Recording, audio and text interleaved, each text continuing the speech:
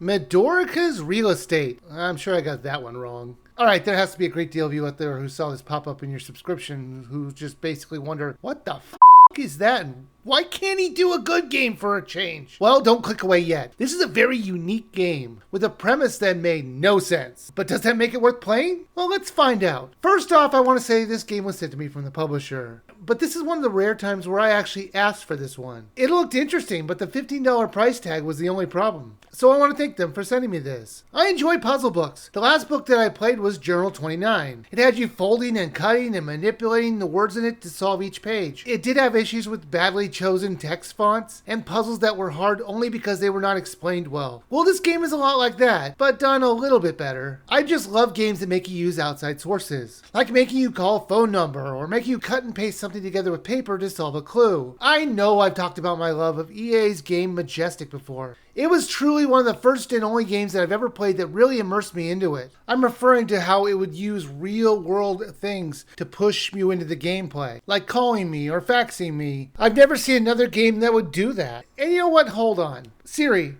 remind me to review Majestic next. Okay, I'll remind you. So that's what my next review is going to be, the PC game Majestic. That one's going to be interesting to find footage for. No, geez, this game. Sorry, I have a tendency to go on tangents.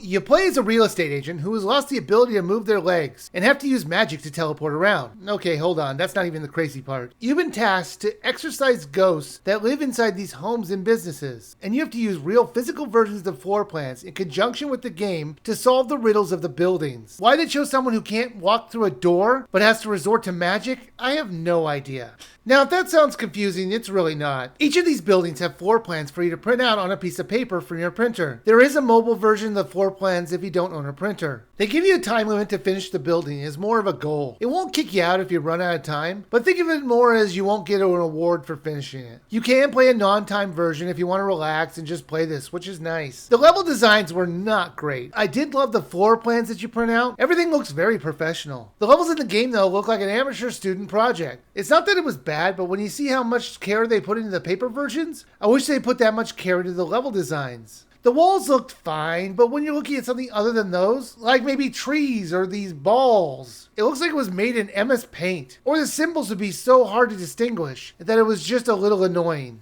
You're going to need to take a lot of notes. Here are the real notes that I made. As much as I like the paper versions of the floor plans, this building did drive me crazy, as you can see. Why is there no door to these two rooms? How are you supposed to access them normally? Do you have to be a wizard with teleporting powers just in order to get into them? Speaking of which, like I mentioned before, all you can do is turn around in a circle and zoom in the camera. You're never going to try and open a door. You just teleport around using the spells that are very building specific. How you cast those spells will change depending on the puzzle that you're doing. The goal of each of the places you go to is to exorcise the ghost in it. I assume that ghost is the who set up the puzzles in this. It's going to make you use combinations of arrow keys and button presses to warp around or do spells. Eventually it will show you how to exorcise it from the building by giving you the spell to do it. Why? I don't know. Maybe it just wants to move on. But I guess the ghost really wants to make it hard on you to do it. There are 20 buildings to play, and it can take 20 minutes to an hour, depending on the complexity, to solve each one of the buildings. And I'm going to say some of the puzzles were a little hard to figure out, mainly because all you see is the pictures, and you're going to need to figure out what to do from there. They do let you scan a QR code, which will bring up a website, and then it'll give you clues on how to solve a room. Or at the bottom, they'll just give you the answers you need. So you're never going to be stuck, but the clues they give you were sometimes a bit confusing. But since they give you the answers at the bottom, it's not really a deal breaker. Madorica's Real Estate is a unique game for the Switch. It does a great job of combining real paper printouts and gameplay.